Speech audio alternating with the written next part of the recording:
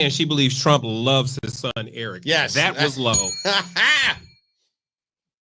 What happened, Brian? Brian said. Oh, well, we missed some of those jokes. Oh, it's okay. Well, your mom didn't hear me say the F word, so that's good. I'm sure. She'll hear it soon. She will. All right, let's skip on ahead. Some of those were pretty good. If you missed those jokes, sucks for you. All right, over at the EPA, Lee Zeldin, a congressman from the environmentally pristine land of Long Island, New York. He's best known for losing to Kathy Hochul in the governor's race, and like his new boss, losing isn't his only talent. He's also a racist idiot. That's it. That's the joke. Lee Zeldin is a racist. Okay. You want help with this one too? Yeah, for the UN ambassador, so we got Elise Stefanik. Same thing. Yes. Which Trump's picked because he figured by her name that she was some kind of foreigner already. That's right. Elise wasn't always the Trumpster. For that, she was always a vacant whore. Yes, Oh, wow. Yes, you call her a mattress? Yeah. Vacant apartment? What? Yeah. That's not fair. Calling her a whore implies that she did things for money. No, sorry. And then Matt Gates, same thing, might have some interest in her. Speaking of Matt Gaetz, he's Trump's new AG pick. Hooray! Matt Gaetz is best known for his 5-head getting punched by a fellow Republican congressman and being stupid enough to pay underage girls for sex using a public Venmo posting. Pedophile. Yes. Gaetz famously shut down Congress while he made Kevin McCarthy beg for the speakership, but that's not fair. He's also a huge cokehead. He's a coke whore. Yes. He likes Tina? Matt Gaetz is a lawyer in the same way that Diddy is an actor. Sure, he's done it once or twice, but in the end, he's just going to rape you and steal your baby oil. I didn't write that. That came from the Washington Post. Matt Gaetz does have some Justice Department experience as a defendant, so he's got that going for him, I guess. Even Lindsey Graham seemed hesitant about putting Trump's Maddie in charge of the DOJ, which is really something since Graham never hesitates to put Trump's Maddie in as anything. Oh, God. Lindsay. Ladybug Lindsay. And then there's the newest one, right? So certified nutball RFK Jr., the 3rd, 5th, I don't know, whatever he is. I think it's like the 4th. He's the new pick. He's Trump's new pick to head Health and Human Services. This guy denies vaccine. He thinks vaccines are bad. He wants to take the fluoride out of the water.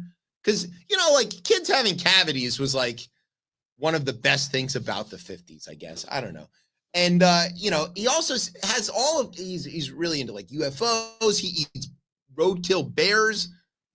Stop me when I say something that's not true. No. It could be tasty. What other like weird shit is there to say about RFK Jr.? The guy is really crazy. Really, really crazy. He wants to obliterate the FDA. He thinks that medicine is bad. He thinks that bread cures. Who knows? Make up something. I guarantee you he has said that. And he believes it. Oh, yeah. You want to know how we found out about his weird thing where he planted a dead bear in Central Park and caused a panic? Are you serious? He did that. And we know about that because he recorded a video of himself explaining this to Roseanne. Yeah. Just decided to tell Roseanne the story while videotaping it. And the story goes something like... Where was Roseanne and where in the hell did she come from? They were at from some house. So wait. Where is the dead bear when he's talking to Roseanne? Does he have the dead bear of this? Happened years ago. Okay. The story goes like this. Bobby Kennedy VIII Roseanne is driving along and he hits a baby bear with his van. Or he finds a dead baby bear. We're not really sure. Okay. And he's like, oh, I'm going to eat this. Let me throw it in the back of my van. So he throws it in the back of his van. And then he forgets that he's supposed to be going to dinner that night. So then he goes to dinner with a dead bear in the back of his van, totally tracking right now, right? This is all normal for a cabinet secretary. And then he's like, I'm going to then like chop up the bear after dinner. And then he's like, oh shit, I have a flight to catch tonight. I don't have time to chop up the bear, but I do have an old bike in the back of my van. at the same time for whatever Wait, reason. wait. So I'm just following. So this guy finds a baby bear that he hits in Central Park. No, it's somewhere else in New York. Okay, so And he upstate has New York dinner. has to be. Yeah. So he takes this dead bear in his Into trunk with the bike Manhattan. at the same time. He goes into the city. Yes. and Has he dinner. dinner. Forgets that he has a flight to catch that night. So wait, the dead bear is in the car while he's on a flight? No, the dead bear is in the car while he's at dinner. Okay. And then he's like, oh, I have to catch a flight. I guess I can't keep the dead bear while I'm flying So to does wherever. Roseanne come out and get it? So then he takes the bear and the busted bike, plants it in Central Park, and stages it to look like the bear got hit by a cyclist. Why didn't you have this story up on the camera? And then he leaves and takes his flight wherever he's going. And we know this because he told that story, as I just told it to you, to Roseanne. Another nut job. Another nut job. And what ended up happening because of his extremely responsible method of roadkill removal is that the people in New York and the authorities got pretty weirded out. There's bears in Central Park. That's a big problem. So many man hours were spent by the New York Police Department and Fish and Wildlife or whoever else trying to figure out where the bears are in Central Park and how to make sure that they don't like mess up everything for everybody else, and to look for this cyclist that ran over this bear. Your tax dollars at work. That's right. So that's your Health and Human Services Secretary. Don't worry, he's not in charge of Fish and Wildlife. That's a different cabinet department. That's Interior. Yeah. This list is going to keep coming, right? Every day we're getting another. He's announcing them by fake tweet, by the way. You know, and the Senate is like, yeah, we'll totally confirm every one of these people. Even Matt Gaetz. It's going to be fun. Matt Gaetz resigned from Congress immediately as the announcement was made. Don't you want to know why? Because the House Ethics investigation report into his child sex trafficking case is due out tomorrow. But if he's not a House member, they're not going to release it. Convenient, eh? Wow. Yeah, pretty awesome. Okay, so here's what we're going to do. We're going to take a break while we wash that whole idea out of our minds. That is with more of whatever's in these containers. Oh, yes. And then when we come back, we're going to talk to a real lawyer about real things because we're going to pretend that laws still exist going forward.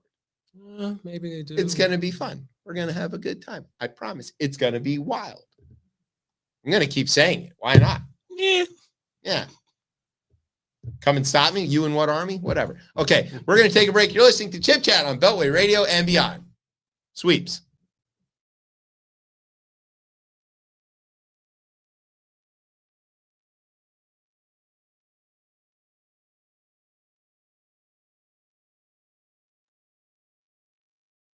Fading true, I met you. Walk my mind.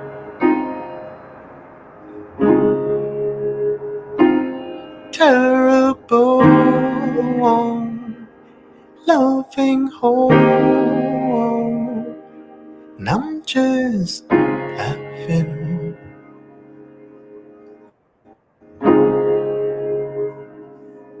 Cause I feel you in my mind all the time.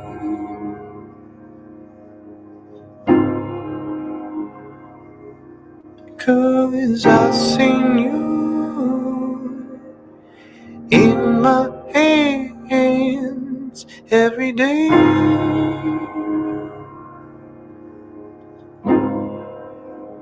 You got me running,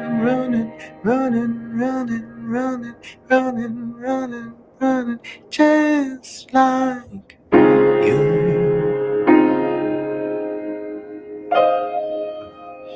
You got me running,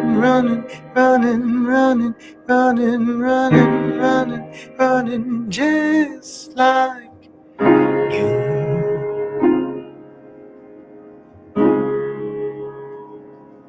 Fading true,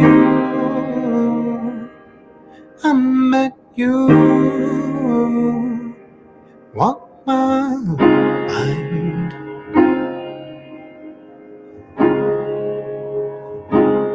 Terrible, loving hole. And I'm just laughing.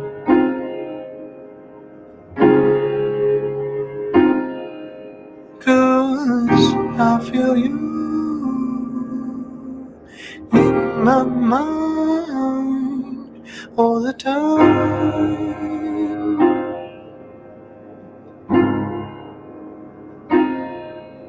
Cause I seen you in my hands every day.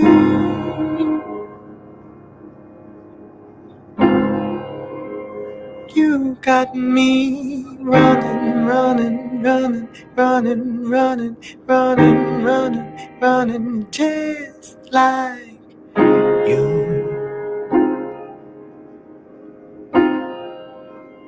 You got me running, running, running, running, running, running, running, running, just. The caravan of mostly Central American immigrants is now in the Mexican city of Oaxaca.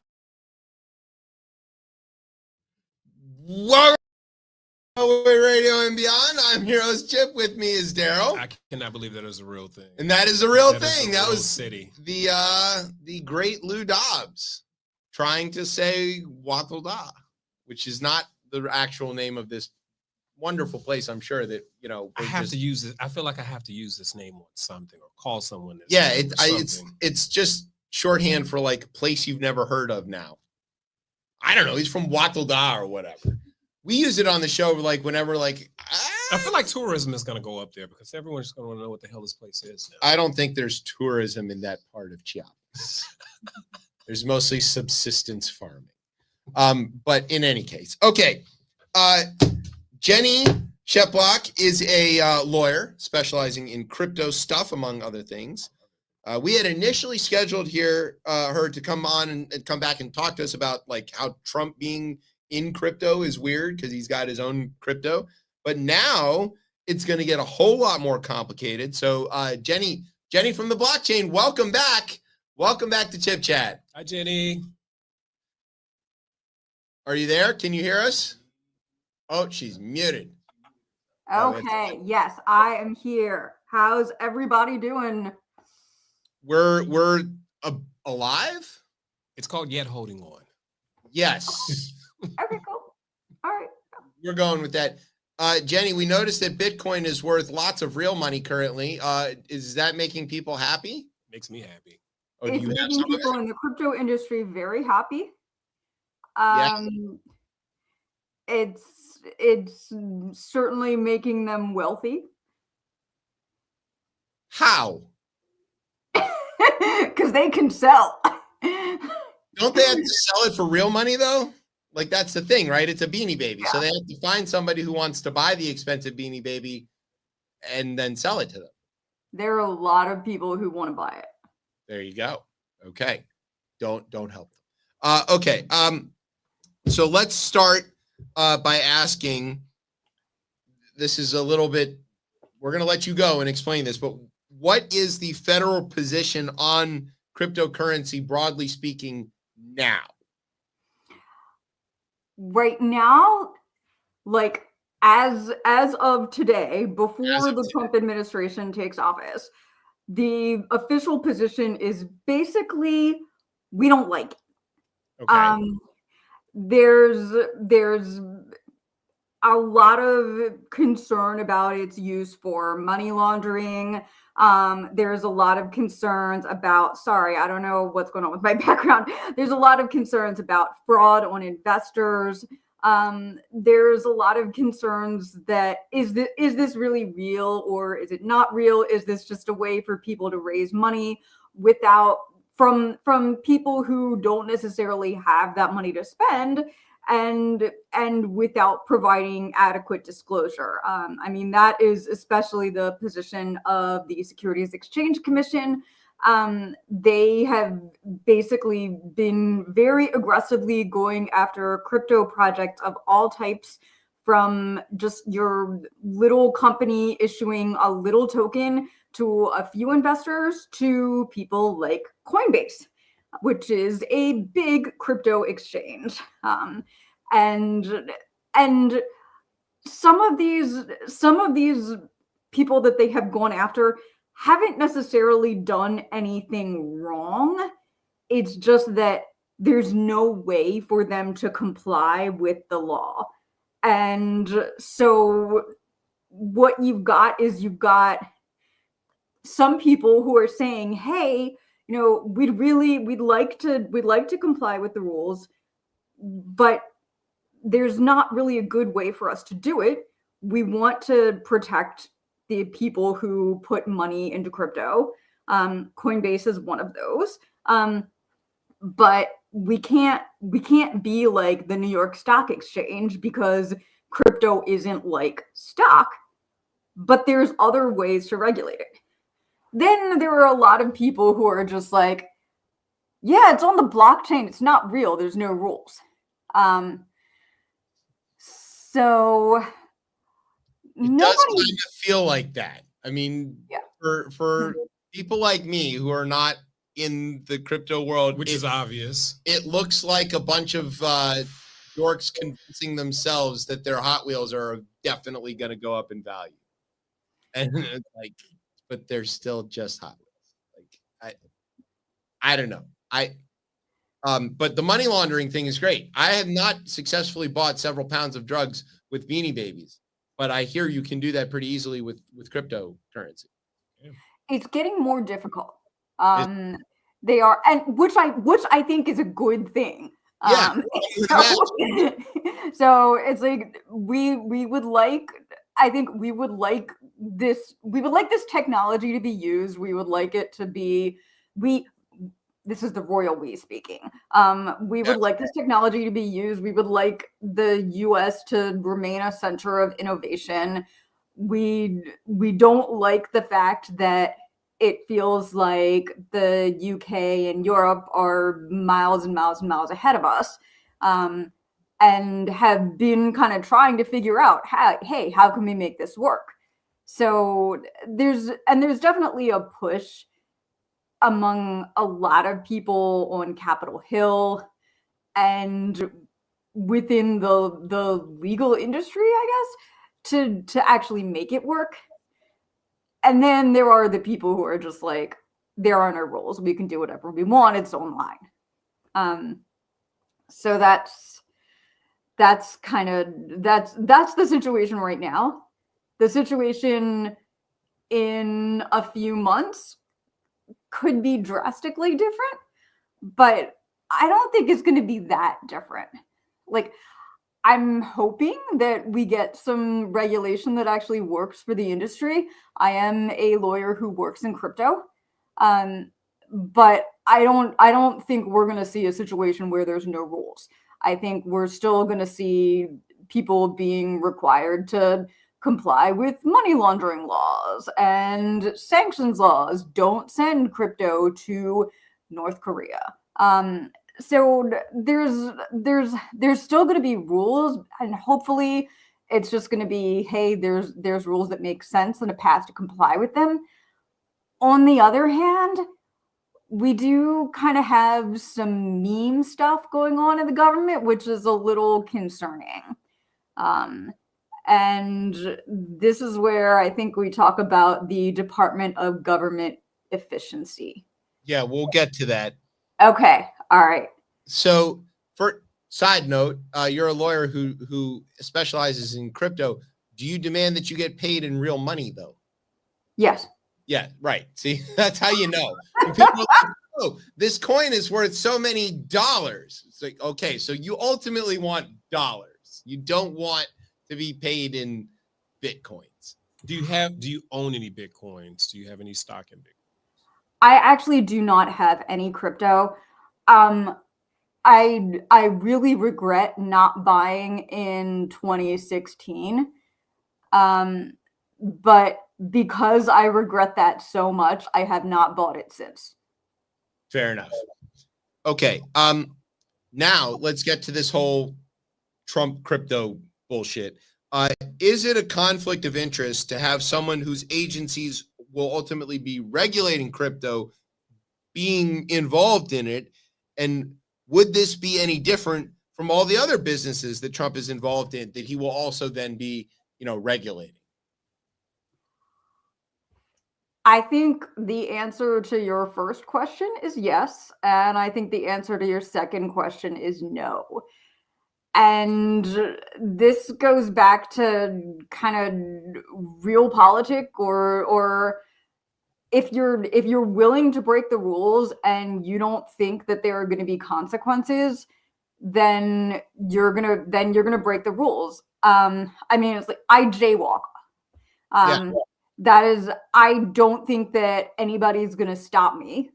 Then again, I am a white woman. I'm jaywalking in Manhattan. It's unlikely that anybody's gonna care, but you can take that a lot further. You can say, okay, I'm gonna take this thing from the bodega and not pay for it, and what's gonna happen? And I almost think that the bigger and more flagrant the crime, the more likely you are to just walk away from it and feel like you're untouchable. And I think you've got a good example in Mr. Rudy Giuliani. Yeah. Well, we are going to talk about Rudy a little bit later. Oh, okay. All right. He isn't getting away with it, though. I mean, in Rudy's case, he's very definitely not getting away with it. And he's complaining that he's broke now because he got busted and has to pay all the money to the people whose lives he put at risk. So, oh, poor Rudy. Yeah, I feel really bad for him. Where will he buy his melting hair dye now? So, but it does beg this question, right? Like, now you're a lawyer, so you're going to be able to tell me why I'm either right or wrong about this. But I think that, a lot of people are saying, okay, well, Trump's coming in, but he keeps saying these things. He can't really do them because legally he can't do this or legally can't do that. But the way that the legal system works is the courts decide something, right? And then it's up to the executive branch mostly to enforce the court order and enforce it. The court doesn't have any enforcement mechanism. If they say, all right, I sentence you to however many days in jail or however many years in jail, it's up to the police to go and arrest you. The court doesn't control the police. That in the federal case, it would be, it'd be up to the FBI to do it. So if Trump did something illegal, like just, told everybody he was going to sell the crypto and this was the price and he manipulated a market like openly in front of everybody, and somebody goes to court and goes, hey, you can't do that. And they get a judgment and the judge is like, yeah, you definitely can't do that. Here's a court order. He's going to be like, fucking make me. And then they're going to be like, whoa, we never counted on that. So, and I think this extends to basically everything, right? He's going to say, oh, well, we're going to go ahead and put an oil well in the middle of this national park in Hawaii. And they're going to be like, there's no oil in Hawaii. And why would you do that? And he's like, fucking stop me. And you're going to be like, we have a court order. And he's going to be like, that's great. I will wipe my ass with the court order and put it next to all those documents I stole. Come and stop me. So, like, is there this problem that there is going to be basically no regulation? There's going to be no rules, right? Mm-hmm. Lawyer me out of that. Yeah. I think that is going to be a problem. And here's where I'm going to talk about Elon Musk. Yes. There have been a lot of instances where Elon Musk has been fined for doing things that could be viewed as market manipulation. Whether or not it is, I'm not going to comment, but he's been fined and he's written the check and been like, okay, fine, I'm just going to keep doing this. Yeah. I think the next step is, does he even have to write the check? Right. You've got an executive branch that, to some extent, is going to be willing to follow the law. So when you've got a situation where he needs to pay money, there's ways to get court orders that are enforceable to get that money. I mean, if the court orders his bank to turn over cash, the bank is going to do it because the bank doesn't want to be offsides with the court. If the court doesn't find against him, then that's fine. If you get a situation like the Department of Justice saying, okay, we're going to wind down the case against Trump because we don't see any use in it, then it's almost like there's a lot of things that have to happen before somebody faces consequences for what they're doing. So you have to have people prosecute or people willing to sue. If the prosecutors aren't willing to prosecute, nobody's going to jail. If the courts aren't willing to find someone guilty, then they're not going to be found guilty. And there's ways to, even if it's a jury trial, there's ways to manipulate that. And then you go back to the whole enforcement thing. Anyway, this is a much more depressing conversation than our last. Yeah, it is. Sorry about that. All right. Well, speaking of Elon, he's got his new department, him and Vivek, right? These guys are real winners. I think if there's anything we've learned from like this crop of people, it's that like picking on losers in high school has real world consequences for all the rest of us. So you feel like this is just a big board of Celebrity Apprentice. This is kind of like, look at who these guys are and look at who they had a tough time in high school. You can tell, right? And it's probably because people like us are like, hey, look at that loser. And then Vivek is like, I'm going to show you. And he grows up to become an asshole, but a rich asshole. And then he does terrible shit with it. Or Elon, you're like, hey, Elon, you look like your face was hit with a shovel. And he goes, that's it. I'm building rockets and blowing up the planet. And he becomes a Bond villain or whatever. So moral is don't pick on your classmates. But all right, so Elon and Vivek have this new fake government department called the Department of Government Efficiency, which conveniently spells Doge, which is this stupid joke about this stupid dog that is now this coin dog is behind her. That is Jenny's whole life. So I really want to ask Jenny, what do you make of the Doge department or whatever? And will it make you change your Facebook profile picture? I've owned some of this. Yeah, I'm sure you have. So I have a couple of comments about this. Yes. First of all, if this was a Democratic administration making jokes and the jokes were good jokes, I think we'd all be okay with it. Yeah, for sure. I think this is concerning not so much because of the joke as because what are you doing having somebody like Elon Musk come in and make the government more efficient? Even if you wanted to make the government more efficient, I don't know that he's the person that I would call. So I think that's I think this just kind of goes back to showing disrespect for the law. I am not going to change my profile picture. I love this. One of my friends made it for me back when I first started working in crypto law, and I'm not changing it. There you go. Good there you go. I'm keeping my Doge. Is it concerning that they're all sort of, I mean, you said it's like shows disrespect for the law, but like this is not, it's not a game, right? Like Elon and Vivek they're so wealthy that this kind of stuff, like whatever happens, they don't care. They can just be like, whatever, I'm going to Monaco, and they like just leave and go do whatever. But to the rest of us in the real world, like, what if Elon just decides that, the big problem is the Department of Transportation is making too many highways or something, and he goes, we should just not do that, and now nobody can get their produce to market, or God knows not what. Enough highways. Let's just tear through some more neighborhoods. Yeah, or right. Yeah, maybe there's not enough black folks separated from the grocery stores. Let's go ahead and put another highway there. Like he can't be directing anything because he's not in government. But again, I don't think rules matter anymore. They're just going to do any fucking thing. I mean, there's just no way. You're going to be like, oh, well, you didn't go to public comment and you didn't follow the rules and this, that, and the other, and you didn't wait the 30 days. And they're going to be like, yeah, and you're going to be like, I have this piece of paper that says you're not allowed to do that. And they're going to be like, well, we have a bulldozer that says we're going to do it. Yeah. Us. I mean, it's not only that. You had a lot of executive orders in his last administration. And whether or not those were legit, people went with it.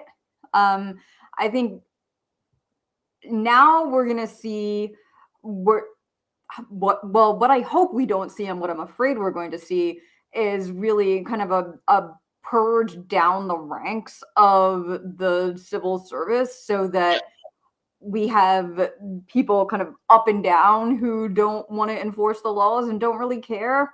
That's not great. So I don't know. I don't have good answers for this. It's really disconcerting. I think there would have been a right way to regulate the crypto industry. I think there is a right way to make government more efficient. I don't think we're gonna do it the right way. No, it's 100% chance. No. Okay. Here's something that maybe you do have an answer for. You are a lawyer, so you know things about lawyers. Trump seems to want to do a lot of things, like we said, that are likely to get beaten in court. He's likely to just walk right through all of those things. So will lawyers and the practice of law effectively disappear in a Trump society? And should we be cheering for them? I'm not going to be cheering for it. I don't think so. I mean, a lot of what I do isn't real. I mean, a lot of what I do is showing people how to comply with the law. But like I said, I don't think all the law is going to go away. I think the law and the rules are going to go away for a certain set of people. But I think they're still going to need lawyers to justify what they're doing. I think the rest of us, and that includes, when I say the rest of us, that includes like JP Morgan on down to me. They're still going to have to comply with the laws. And I think lawyers are going to be needed even more because if there are political disputes and people end up getting prosecuted because of some kind of vendetta, I think it's going to be really important to have lawyers and to show that you've complied with the law. Well, the reason I ask this is I look around the world at like other countries that have slipped into a authoritarian circumstance. I'll use Pakistan as a pretty good example, right? Pakistan has nominal elections. They have nominal democracy. Nominally, they have a constitution. And there is a huge contingent of lawyers and judges in Pakistan. And every once in a while, whoever's in charge, which shifts around a little bit, will do something where they offend the judiciary writ large, right? And the lawyers will get all pissed off and they'll go on strike, and the judges will go on strike, and like all the lawyers will go on strike, and then the ruler will do whatever the fuck he wants regardless. And then they'll all be in the streets marching around in their suits being lawyers, and nothing will change. And it's funny because you watch them and they're sort of like legalizing their impotence. That we can do nothing about this, but here are 15 reasons why. And then nothing happens. They get nowhere. They go to court, the judges find in their favor, and the guy walks right through the judge's order, and they don't care. I'm worried that we are going to turn into a place like that. And I want somebody to has tell it me not been like that for no, it ever? hasn't been like that. Think about all of the other sort of reprehensible things that various presidents have wanted to try to do and been beaten in court and prevented from doing it. And then also think about some of the fairly good things or decent things that presidents have wanted to do and have been beaten in court by that. Like stripping out bits of Obamacare, or Joe Biden trying to forgive student loans. That ends up getting beaten in court, and he doesn't go like, well, I'm going to do it anyway. He goes, all right, well, we lost in court. Let me figure out a legal way to get it. And more lawyers spring up out of the garden and help with that. this is going to go backwards. The lawyers are going to be like, oh, we did this and that and the other. And he's going to be like, I don't care. Fuck you. And then he's just going to do it. So do we still need lawyers? Yes. Okay. The rest of us still need lawyers. Okay. I get what you're saying. Yeah. I don't think he needs lawyers. Yeah. He's going to do anything. I don't know. I've been surprised that lawyers will work for him still, given that lawyers typically want to get paid. Yes. And he's pretty famous for not paying his vendors. So yeah, but at the same time, it's like, A, is he going to need lawyers? And B, people might want to work for him anyway to curry favor with other people. I can see that. For sure. I can see all of that. But everybody thinks I'm a crazy person. Thinks. You watch it. It was too easy. It was too easy. Okay. Maybe I am a crazy person. But I can't be the only person who has figured out that he can ignore court orders. Because he's done it, right? I've seen it happen. So, in other news, water is wet. Yeah, that's what I'm saying. So, like, why are people still like falling back on this thing of like, well, he can try that, but it's not legally possible? Why is anybody saying that? Why are they not being like, oh yeah, shit, he can just ignore all of that? Am I the best lawyer in America? I think there's a lot of people who think the way that you do and are just like hoping that he doesn't do completely crazy shit that will fuck over. I'm really sorry if my mom watches this. That's okay. Daryl's mom's watching. Okay. And I'm sorry for both our moms. He's okay. My mom does. I think that a lot of us are unfortunately thinking, this is the worst isn't going to happen to me. I'm a citizen. I'm documented. I don't think there's going to be a situation where he can completely destroy the economy within 4 years.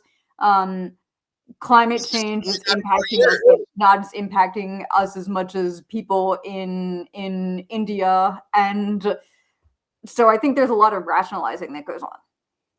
Who thinks that he's going to leave in 4 years? I guarantee you that the election that's supposed to happen in 2 years doesn't happen. I'll bet anybody who's listening a six-pack right now that doesn't happen. You think he's in stellar health or he's just going to go forever? I think we're looking at a Franco sort of situation. Chevy Chase used to come on every week and say the top story tonight is Generalissimo Francisco Franco is still dead. And he did that for an entire year while he was not dead.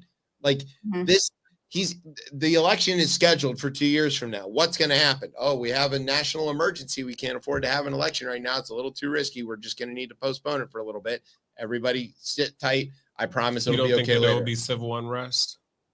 It's going to take that because what's going to happen? He's going to get to the end of the term. Today, a lawyer, Goldman of New York, filed a motion in the House to pass a law, a resolution in the House, reminding everybody that the ban on serving a third term is cumulative, not consecutive, and that explicitly applies to Donald Trump. Why did he have to file that law or that bill today? Why did he have to do that? Because everybody knows what's going to happen. It's going to get to the end of his term, and he's going to be like, well, I guess we're just going to keep going. Because the last time he fucking lost, and he still was like, I guess I'm just going to keep going. Kind of did keep going just in the background. Right. So everybody who's like, oh, we'll just wait it out. There's no waiting it out. He's not going to go. And then when he dies or whatever, JD Vance will be couch fucking his way into that position. I mean, who knows what's going to, there's no end here short of forcible removal. I can see. I don't see it. Why was Castro there for however long? Nobody knocked him over, right? I mean, pick your example. Nominal democracy falls into dictatorship oblivion, and then it's just you got to wait for the guy to die. Pinochet or Orban or any of these guys. I mean, they don't go with Lukashenko, that guy in Belarus. Shit, that guy's won 15 elections in the last 5 years. He's been president for the last 45. They're not having real elections. He's just doing anything he wants. That's the playbook. It's Look at I'm telling you. We do have one shining example of a country that had a completely right-wing government that was controlling the media, that was trying to control the judiciary, and got voted out of office, and that is Poland. Yes. And I recently became a Polish citizen, so I am very proud of my ancestral home. But I feel like we can't. This is not something that I would ordinarily say, but we can't just give up hope. And these words coming out of my mouth are so unusual for me. I don't think that we can give up hope, and I think in 4 years, if this doesn't turn around, then I think we're just gonna have to keep trying. I don't know that there's another way to say it. Okay, let's take your Poland example though, right? Duda was defeated and Tusk is president now. And like, yes, it was an authoritarian right-wing government, but it was a dependent authoritarian right-wing government that needed to stay in NATO for its own survival, that needed to stay in the EU for its own survival, and thus had to capitulate to their democratic norms in some form or fashion. If he had tried to remain in power and subvert the will of the election, they would have been in much worse shape. He would have been in much worse shape than he would be just accepting the loss and going off with all the millions of dollars he stole from the people. Whereas the United States is not a dependent nation. We don't need NATO to keep us safe. We don't need the EU or whatever. And so there isn't some external factor that imposes democracy on us in some way. The Europe situation is as close an example as you can think of. But I challenge you to find another one where it doesn't have to be a right-wing dictatorship, but any kind of dictatorship that starts off as an elected democracy and then slides into this or careens into it. I mean, like, look at Italy. Italy, you're going to say, okay, well, there's Italy, right? They've got a fascist government, neo-fascist government. It's not a pejorative. That's just the name of their party. They are the neo-fascists. And Meloni, she's been prime minister there for a little while, but she's cooperating and behaving in a way that's sort of mostly within the bounds of the EU and the G7 and all of this other kind of stuff. She's bound by these external factors because their country is dependent on that. But look at Egypt. Egypt slides, it does whatever, right? You have democracy for like 5 seconds. They don't like that. They knock that over and they put the dictatorship back, and they've been doing that for however long. Turkey is like a good example of an authoritarian country that nominally has elections, but they don't really mean anything. And, you know, they had an election when Erdogan took power back in like 2004. And then he's just been there forever. He's not going to go. I don't see how this goes. Nobody goes. If they don't have to, there's no external factor. They don't go. Shit, Chavez still has a radio show broadcasting every single day, and he's been dead for 15 years. They play his radio show out of loudspeakers from his mausoleum in Caracas, blasting out to the people. Maduro has lost 2 elections in the last 3 or 4 years, and he's like, yeah, try and stop me. He's just still there. Like this is how this goes. I'm not saying we lose hope. I'm saying we get prepared. We need to be ready for this. Y'all are not ready for this, but this is where we are. I'm definitely not ready for this. That's right. Speaking of ready for, though, Jenny, where can people get in touch with you if they need your legal services and such? Yes, Jenny. They can Google me. And the first thing that will come up is my Latham website, hopefully, and not something else. And you can send me an email. You can give me a call. If you are in jail, in a foreign country, I have had that call before. I can find someone to help you. So it's not just crypto that I can help with. Right. I did. I had a client call and say one of our sales reps is in prison in Mexico. So yeah, that's not my thing, but we had people. So yeah, if you're in jail in the U.S., though, we would recommend a good criminal lawyer.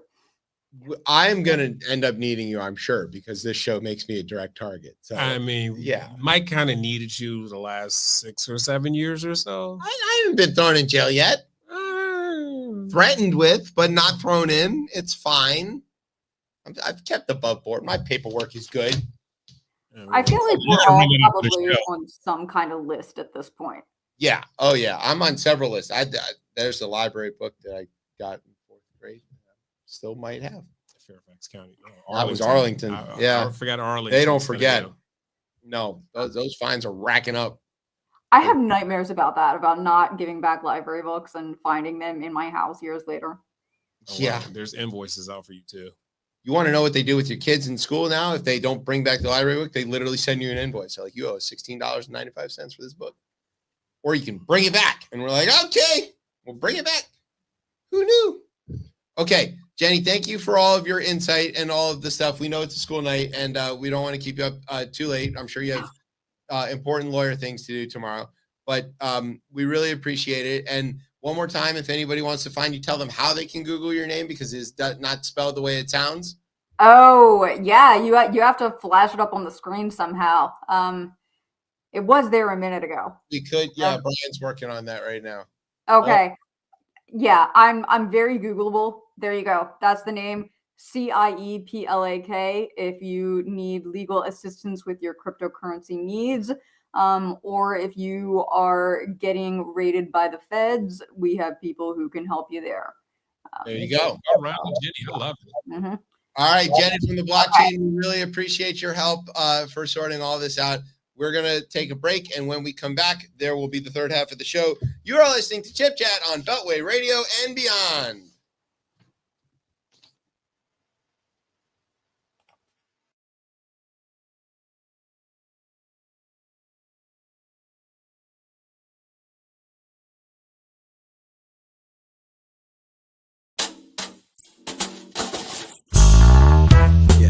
Turn up the mic like 2 dB.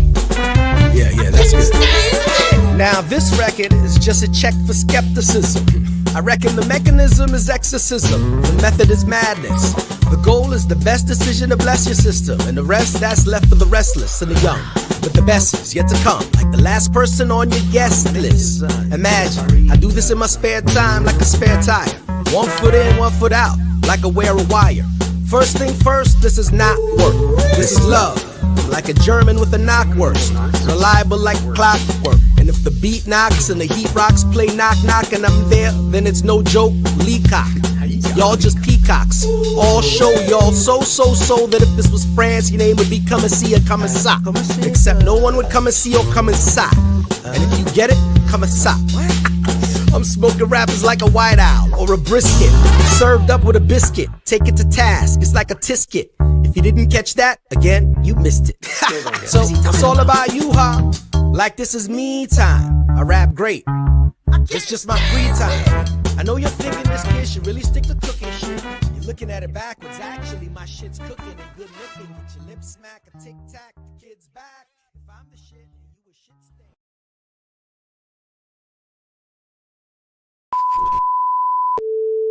I don't know if white Christians hate Negroes or not, but I know that we have a Christian church which is white.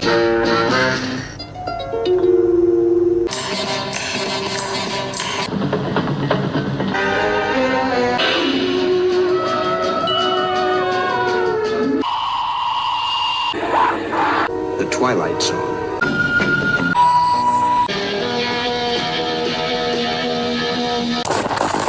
So let's deal with the elephant in the room. You're a time traveler. That's a bold claim.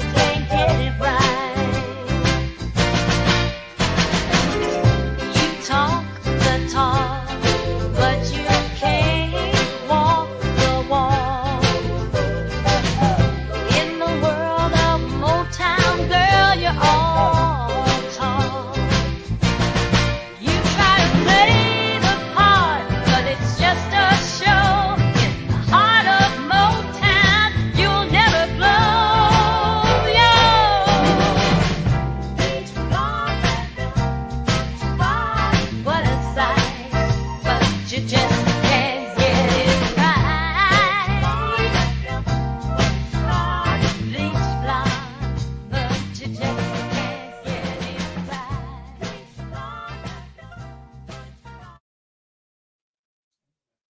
right, welcome back to Chip Chat here on Beltway Radio and Beyond. I'm your host, Chip. With me tonight is Daryl.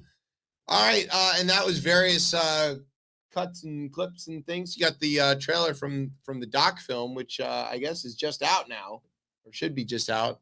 So we'll have to check in with Tarek Davis about that. But yeah, it's cool. Time travelers. Okay. Well, it's been a long time to get to this point, but now we've come to the part of the show called The Rundown. This is where I tell you about some stuff that's going on in the news. Oh, God, here we go. If we were professionals, it would sound a little something like this. From Beltway Radio and Beyond in Washington, D.C., I'm Emmy-nominated TV newsman and just bona fide sexual beast, J. Scott Smith. And this is the part of the show where I tell some stuff about well, maybe not me, but somebody else is going to tell some stuff about what's happening in the news. So what's going on in the news, fellas? Thanks, Jay. Welcome back to Long and Obnoxious here on Beltway Radio and Beyond. Okay, so this story is called Something Wicked This Way Comes, which I'm very proud of myself for that headline. The toy company Mattel apologizes for misprint on its doll packaging that sent unsuspected wicked fans to a pornographic website. Now, let's just assume that a lot of the people who listen to the show don't know what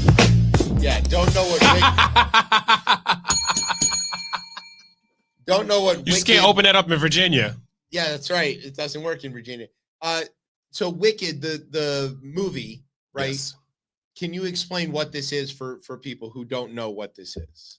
So it is a movie with Ariana Grande and what is the other lady's name? I forgot. She's in here, Cynthia Evero. Yes, Cynthia Evero. This is so hilarious. I saw this on TikTok. Well, okay, but the thing is that they are the two witches in The Wizard of Oz. Yes. Glenda and Galinda, right? Yes. And one is green. She's a green witch. Yeah. And the other one is just, I guess, pink. Yes. Yeah. And this is one isn't bad or good. There's, because like we all know the story of the Wizard of Oz, right? There's the Wicked Witch and there's the, Wicked Witch. They're both neutral. Right. They're just regular, they're sisters, Mm-hmm. right? I think is the story. And then this is how one of them sort of gets turned wicked or the other. But there's a lot of singing. It was a huge hit on Broadway. Still is a huge hit. Yeah. Maybe it's still is Kristen Chenoweth part of this? Maybe I think she was know. originally. I don't know. It's a huge thing. Look, Broadway stuff can happen all around me and I'll never even notice it. But like, I am told that this is a massive thing. That like Wicked is one of the biggest things to have ever happened. I don't do Broadway, so yeah, I'm not that. But that is not the story, right? So they made these dolls. They're like posable, yes, little Barbie dolls that look like Grande and Evero. And what's the problem here?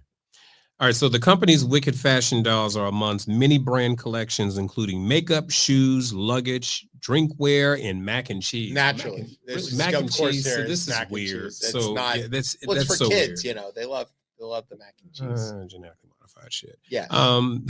That has hit websites and stores and shelves around much anticipated movie, which arrived in the U.S. theaters on November 22nd.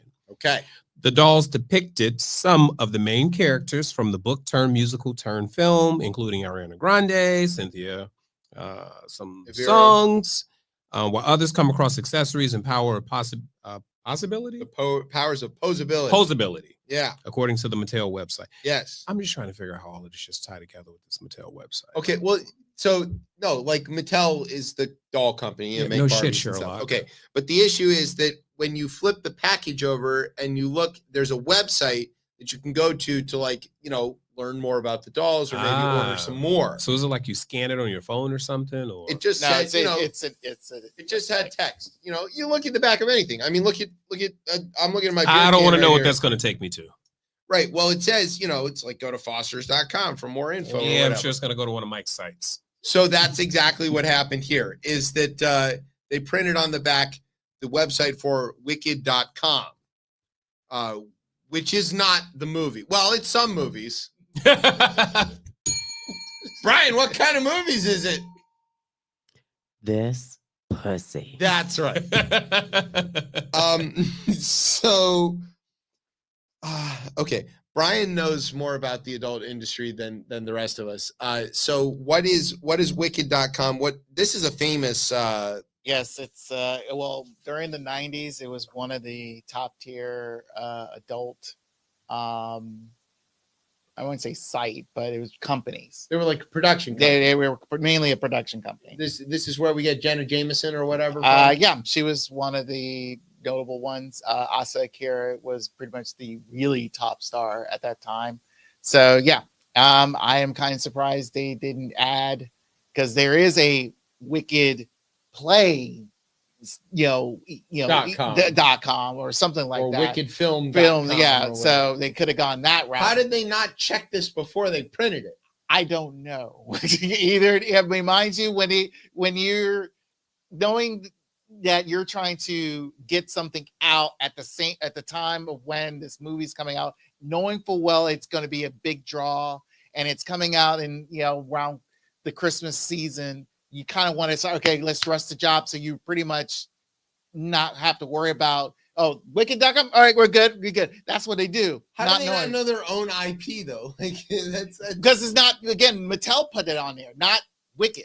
So no one. Okay, so the no Mattel one for people Wicked. didn't. Yeah, they didn't. call up They didn't call up, and then they say we in the deeply regret producer's this. office. Like, hey, what website do you want me to print on this? They're We like, we'll deeply just guess regret at this it. unfortunate error and are taking immediate actions to remedy this. Oh yeah, immediate. How are they going to immediately go back and change what's on the back of the cardboard? Right. Yeah.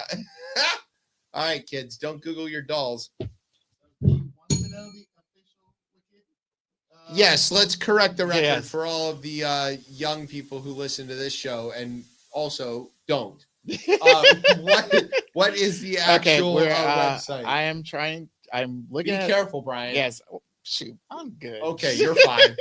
Brian's he doesn't care about his browser history. Yeah, my browser is good. Wait, So wait, we have people that are on eBay selling these now because they've got the wrong print on them. Yeah. Oh, fuck. I didn't get one of these. You should have bought one. Damn, $500? I mean, you could just tell everybody to go to wicked.com. They wouldn't care. They won't care. I don't know. I mean, like, is that a thing? What? Are people still doing that? Going on porn sites? Well, I mean, to buy what are they? Yeah, there's a weird fetish for everything. Yes, there are people that I know love what Rule dolls. 34 is. I understand that, but I mean, so much as we're looking right now on TV, there is a collaboration between Lexus and the movie Wicked. Why in the fuck would a Wicked? This just again, it's again modern. Because there's so much money. Yes, they want to connect with it and figure it's like, hey, driving a Lexus, yes. Texas. Oh, I see what you did there. There you go. I like that. That's one of the words I know. And she has a nice caboose too. So. Oh, there you go. See, Brian knows how much is in her trunk. I know probably like 4 famous stars in that world. And that's one of them. I know that name, and I knew Jenna Jameson. Maybe I only know the two. Well, it's twofold because Lexus Texas is a real Lexus. Yeah. Oh, is it a real thing? And it's built in Texas. It's just called the Lexus TX. Oh, okay. Yes. I get it. It's built in Texas. It's just a Toyota. So officially, okay, the official website is universalpictures.com/wicked/movie/wicked. So pretty much go to the universalpictures.com. So Google Wicked movie and don't type in wicked.com. I wouldn't even recommend movie. Okay. I just say it's best to go to Universal Pictures. So great. Just don't do it at all. Just don't go anywhere near there. Don't do it. Just play with the fucking doll and call it a day. Don't play with the doll. Shit, Daryl.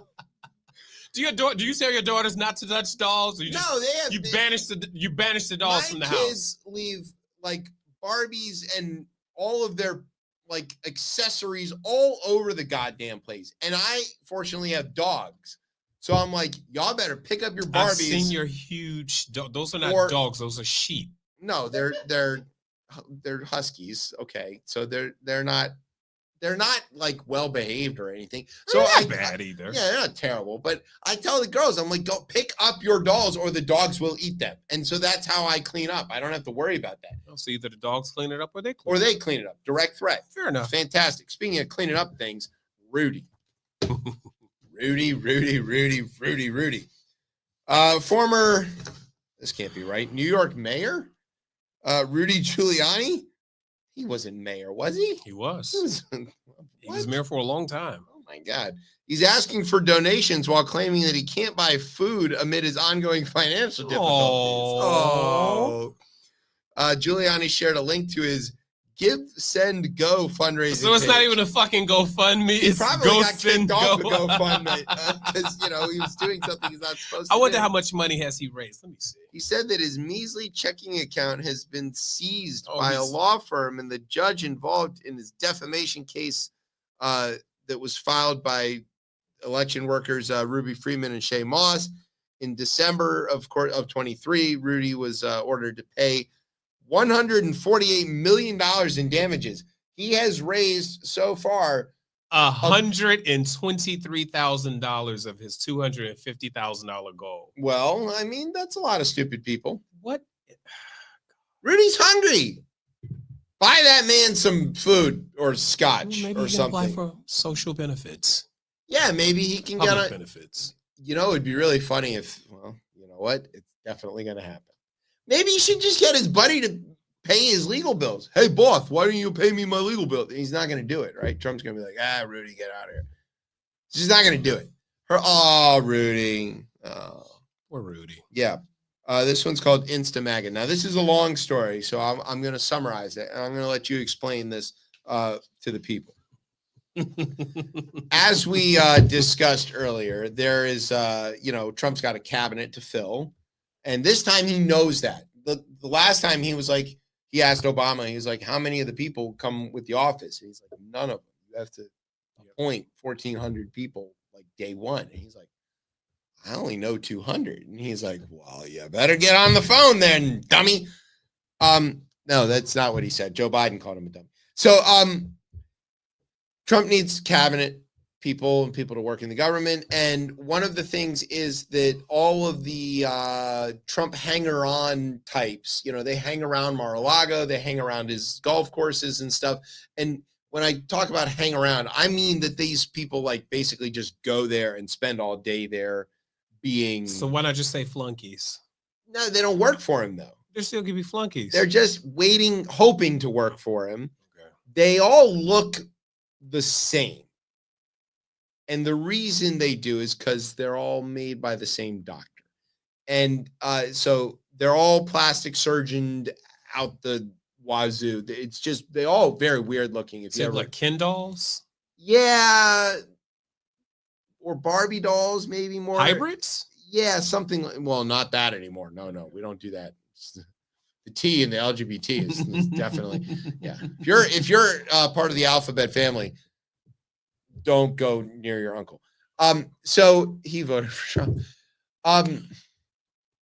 So yeah, they're all these sort of like vacant blonde socialite, women in their 40s who are thinking they look like they're in their 20s, but desperately are pushing 65. It's not good. But a lot of them are influencers in the MAGA world, and they have a big following, several hundred followers or whatever. And so, they're right up there with me. And they all think that they're going to get jobs. They're going to get picked to be secretary of, the interior or whatever, because they're good at interior. Pump lips, blonde hair. Yes. Extra blue eyes. I'm great at interior decorating. Therefore, I should be secretary of the interior. And it's like, that's not what that is. That's not how it works. But so there's several of them that think that they would be great press secretaries. One of them who described herself as the QAnon spokesperson, and there's one of them. Another is an internet personality who boasts that she left Fox News over resisting the COVID-19 shot. Not really sure if that's true. Who knows? She said she would take the job, though, if she's based in Palm Beach. Yeah, Melissa. Right. There's another one who's like, I'll do the job, but not if I have to move. It's like, you have to move to Washington, idiot.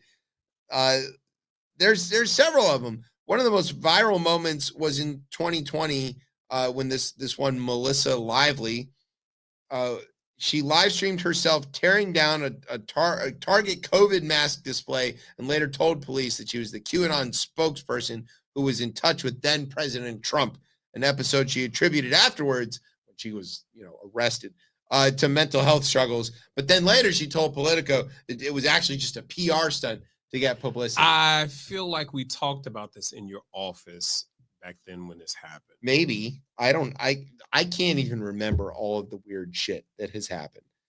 President Trump is flanked by a team of competent advisors who will cut through this gaggle of Gucci-clad grifters like a knife through butter, said a Republican strategist who didn't want to be named. Every administration is beset by up-jumped wannabe advisors. This is some great language. Up-jumped wannabe advisors who hope to ride the coattails of power to the top. This iteration's only distinguishing factor is the sheer amount of botched Botox on display. Wow. Also, I'd like to point out that Laura Trump, married to one of his sons, we're not sure which, is the co-chair of the Republican National Committee and is being floated to replace Marco Rubio as the senator from Florida. So, botched Botox can get you pretty far. It's pretty good. Doing well. Okay, let's do a little bit of political updates. I don't know what the rest of the show was. This one's called Arizona Called, but it should be pronounced as Arizona has been called. And we mentioned this before, but now it's official. Ruben Gallego is the senator-elect from Arizona, defeating Carrie Lake, who can go back to making up crazy shit and pretending to be white. So that'll be great for her. That was so weird. She is so weird. That was so weird. Do you think what do you think? In your expert opinion, is Carrie Lake passing? Brian, can you put up a picture of Carrie Lake? We have to think about this. I don't have to think about this. You don't have to think about it. Okay. But I want the picture up, though. We want the picture up I do while want you the explain picture this to the people. And try to find one that's as least filtered as possible. I've never seen somebody use so many effects on their, it's crazy. She doesn't appear live anywhere. She only appears via video. I can't wait to see this picture because of bleach blonde bad build. Yeah, no, she's not bleach blonde. I don't Not think this she time, thought she no. could get away with that, but she did try. She tried to be blonde for a little while. Oh man, did we just give up a turnover? That's not good. It was a pickle. Receiver fell. Okay. Stand by while Brian pulls up the picture in passing of Carrie Lake. Carrie Lake famously lost the governor's race in Arizona and has still not conceded that. But then she also was like, well, I'm going to run for Senate. And people were like, well, what if you actually did win governor? And she's like, well, then I'll be both. And they're like, you can't do that. And she's like, watch me. And then they're like, well, we don't have to because you're going to lose. She's a loony bin, just like Rachel was a loony bin. Dolezal. Okay, I think I know where you're leaning on this. Mm-hmm. Yeah. Can you reverse Dolezal? I mean, should you? Maybe that's a better question. I don't know. Why do that? I don't understand that. Like you can be a white lady and still be like an NAACP local chapter president. I mean, there's not like a rule against that. All right, are you ready for Miss Carrie? Let's see. Here, Brian. here's Carrie. Okay. Go ahead. Make your case. That gives Daryl. me light-skinned black woman. Yeah. That'll give me light-skinned black woman. So you think she's pretending to be white? Pretending to be white? Passing for white. She couldn't pass for white. I think it was more like white Cuban. White Cuban. I could see Miami white Cuban. I mean, who knows what her heritage is? She's not going to tell us, right? She knows exactly what she does. Is. She's a black woman. Yeah. Passing. You think so? Yeah. Wouldn't it be funny if but I could see Cuban, Miami Cuban. Yeah. What's his name? the guy on PBS who does Skip Gates. If Skip Gates did the thing on her, God, that would be so and he funny. like dug up her She whole. refused to do it. She refused to show up for the show, but we're gonna tell you anyway. I would love for someone to like knock on her door. While Dr. the show is Gates, filming call live. us. Yeah, right. Hey, we'd like to talk to you about They your. would say, "Hey, we have your results live here." I'd rather talk about Jesus. Yeah. Okay. This one's called Stock Up While You Can. Women are seeking out abortion medication at higher than usual numbers ahead of the Donald Trump presidency because they fear that it could be curtailed. Aid Access, one of the largest suppliers of abortion pills, received 10,000 requests for the medication in the 24 hours after the election was called, roughly 17 times in that company. that the 600 that the organization typically gets in a day. Well, I don't know that they're making money at this. These are, not for-profit enterprises. Usually. Bullshit, everything's for profit. I don't want to hear that. It's not how that works. But Just a Pill, a nonprofit that describes that prescribes abortion medication through telemedicine, said 22 of its 125 orders from Wednesday through Friday were from people who were not pregnant. So weird. It's normally a rarity for anyone to ask for this kind of, quote, advanced provision, said one of the directors. But Plan C, which provides information about accessing abortion medication, reportedly received 82,200 visitors to its website on Wednesday after the election, compared with its approximately 4,400 to 4,500 visitors per day normally. That's a lot.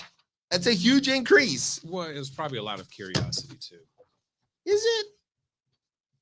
So there's the Comstock Act, which does allow the government to ban the mailing of things for abortion. So like if you are in a state that doesn't have access to abortion and you are, which is what, 3 states? No, it's a lot of them. And you are going, the telemedicine route and trying to get your abortion pills because you need them because you maybe have an ectopic pregnancy or anything very serious like that. They could come after that. And post Dobbs, that is the case. So like, we all said abortion was on the ballot. It apparently did not help Kamala Harris. It mostly passed in most of the states that did have a direct question about abortion, except in Florida where it got 57% of the vote, but that's not the 60 that it needed. So try not to be a woman. That's all I'm going to say. Like for the next 4 to 5 years or however long these idiots are in charge of things. Good thing you put that sex change off for a couple of years, Mike. Yeah, well, don't do that either. Definitely don't. Try not to be gay. Try not to be black. Try not to be Jewish. Try not to be Spanish. Try not to be. Yeah, I mean, there's a lot of things. You got to be a white Christian man who hates everybody else. You'll be aces. Maybe even Secretary of Defense. Pete Hegseth told everybody that letting women in combat roles was a bad idea and that integration in the army was probably the worst idea that ever happened. Fun times. Yeah, it's going to be great. Then he threw an axe at people on Fifth Avenue on Fox News Live because, that's how he does things. He was axe throwing and he missed. Okay. This one is called Do What I Tell You or Else. As you probably know, there is a thing called the Senate. You aware of that? I've never heard of that place before. Never Where heard is of that it? place. It's one half of the Capitol. Where is it though? It's the part without the shit on the walls. What city is it in? The city it's in is called Washington. What place is it in? Which is in the District of Columbia. What is that? An unincorporated federal district. They just tax the shit out of you. Just go ahead and say Maryland it. and Virginia, where the people have no voting rights. Yes, 700,000 Americans. So anyway, the Senate lives there, and the Republicans got control of the Senate. So there's 2 things that you need to know about in regards to this. One is they did have a closed door election to figure out who is going to replace outgoing turtle Mitch McConnell, who has decided he is not going to be the leader of the Senate anymore, mostly because he doesn't know where it is. Pretends to be shocked. Yes. So they had an election, and for a long time, we were sure that this was an election featuring only people named John. It was going to be between John Cornyn, John Thune, and John Barrasso. What about John Kerry? No, he's out of the Senate. He's been out for a few years now. Well, one of those Johns is not going to be in leadership. Barrasso decided he wasn't going to contend this, so they replaced him with a Rick. I'm sorry, Dick. No, I had it right in the first place. Rick Scott. Rick Scott of Florida, previously known for committing massive Medicare fraud, which is true. He was convicted. So Rick Scott was running also for the leadership role, but he did not win. He did not win. So if you were worried that old bald white guy was going to be in charge of the Senate, don't worry. John Thune has hair. So, but one of the things was that Trump told whoever wins, he's like, look, whoever is going to be the Senate majority leader, they need to allow me to appoint whoever I want and to do it by recess appointments. And a recess appointment is where the president appoints somebody to a cabinet role without the advice and consent of the Senate. The Constitution requires that when the president appoints somebody to these positions, that the Senate has to advise and consent. Essentially, they have a hearing, right, and then they vote on it. Generally, they mostly pass everybody, but sometimes it's a little bit tough in the hearing, and people get roughed up a little bit, or cry when they're some baby named beer can Brett Kavanaugh. So,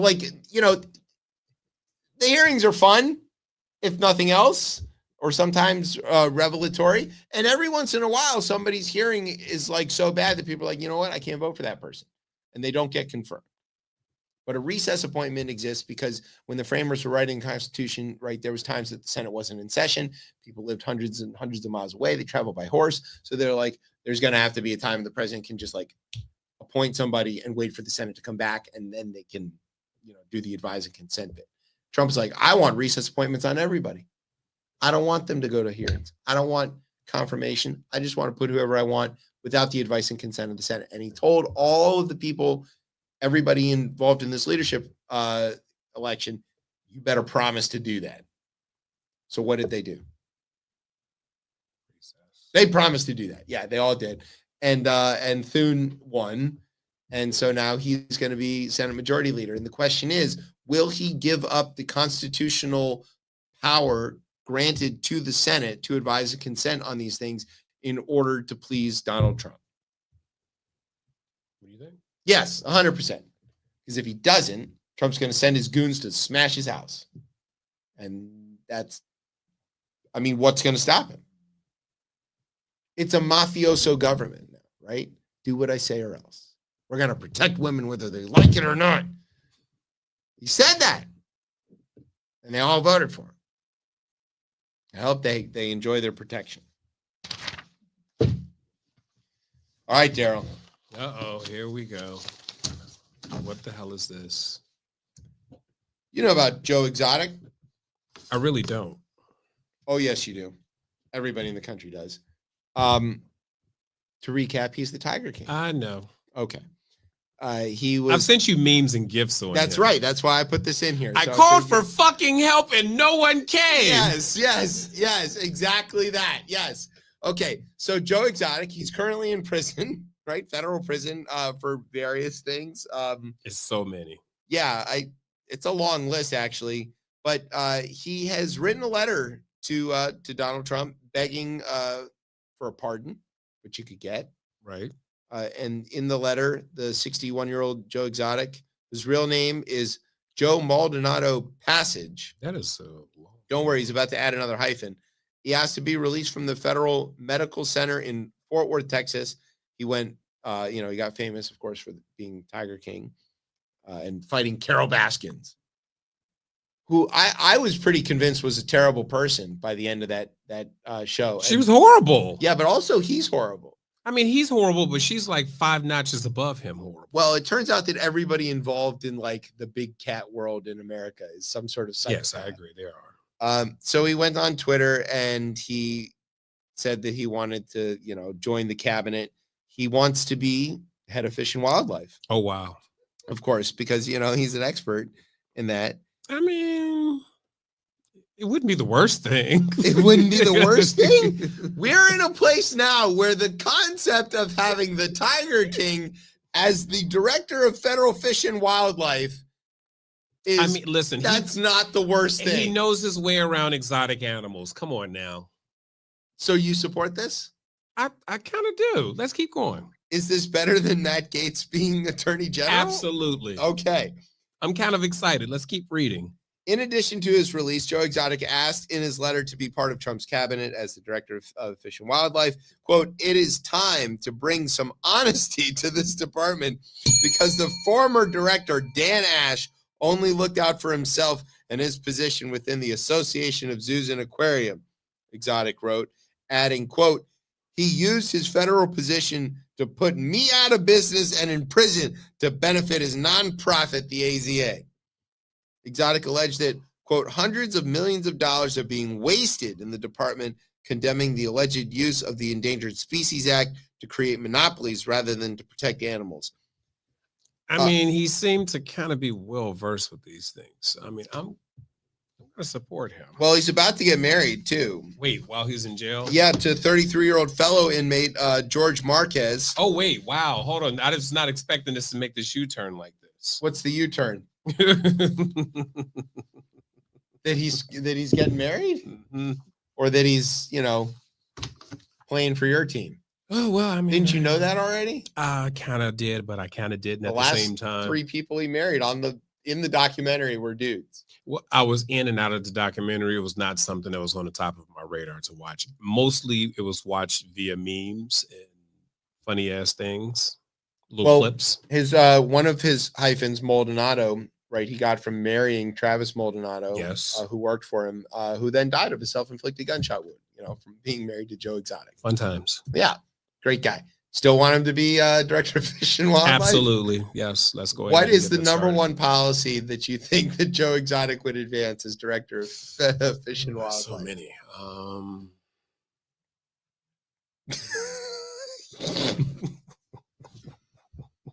Gonna ban the use of poles in fishing. You have to do it with your bare hands now. Well, hopefully he released the whales.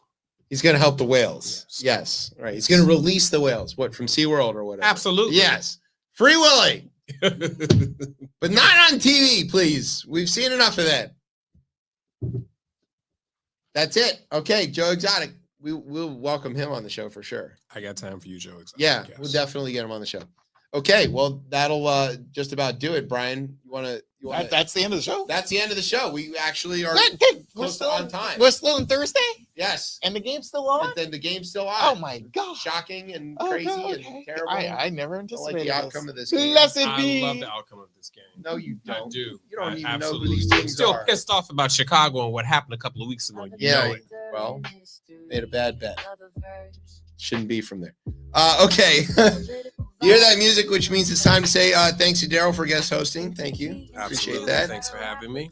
Thank you to Jenny for explaining all that stuff to us. Love you, Jenny, from the block. Yeah, from the blockchain. Yes. Yes, you got to say the whole thing. Thanks to our radio partners, which will continue to be unnamed for their own safety going forward. Thank you to NOTN for keeping us on for another week. We can name them because they probably don't exist anymore. Thanks to our home on the interwebs, coplaymedia.com. And thanks, as always, to our family here at Beltway Radio for making us sound as smooth as a Jaden Daniels touchdown, which we have had one of tonight. And she just handed the ball to B-Rob, so it's not even. Okay, where can everybody get you on the socials? _I'm Slim D. On everything. All of things? Are you on the Blue Sky yet? What's the Blue Sky? It's where we're all fleeing because Twitter's a Elon hellscape. No, not on that shit. I don't even know what that is. Okay. Listen, I'm in my 40s. I don't know all of this stuff. You have to start paying attention. I'm all set. Okay. That sounds good. You can find me and the show on Twitter, although I'm pretty close to abandoning that at ChipChat RR. And you can find us on Facebook or Instagram at RipChipChat. He drives a Tesla. And I do not. And you can find me on Blue Sky at Chef Chip. My old handle is back there, and I'm working that out. If the Onion is listening, that's the big news, right? We tried to buy InfoWars because it was going to go up for auction. We were beat out by the Onion. The original fake news now owns the original fake news. We couldn't be prouder. We hope you give us a job on that network. We'd be honored to bring our ridiculousness to there. We already know all of the Alex Jones songs. We know how to turn the frogs gay. We know that there's goblins and goblin vomit. We know how to eat leftist ass. We are set. Eat Mitch McConnell. We are ready. I'm Chip. That's Daryl. That's Brian. You've been listening to Chip Chat on Beltway Radio and beyond. Street balls. Street balls. Like tears on the golf course, it ain't private, just public. When we have a drink in the bar, it's not beer, it's a public. It's hard to get something to rhyme with this subject. If we get famous, we can give a shout out to Brian. You get us out on time is what he'd be trying. The show is like a custom feathered avian that knows words. How can we stay late when our guest is early bird? In conclusion, the message is to go out and serve folks, whether that's through art, music, or if you just tell jokes. We seek to medicate your ears, hope you eradicate your fears. And thanks for sticking with us through all of these years.